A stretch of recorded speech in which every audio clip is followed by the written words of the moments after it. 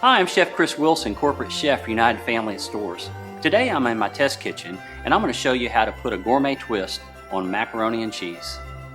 So what I've done here is taken a basic macaroni and cheese. This one was fresh made. You can also get pre-made if you'd like. I've simply added fresh ripe diced tomatoes, some nice roasted hatch chilies, gives us a nice Christmas color to that dish, fresh diced bacon, and for a nice smoky flavor, I've added some smoked gouda cheese to give it a nice aroma and flavor.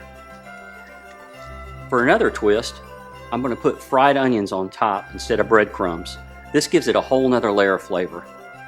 These recipes and others are available on our website.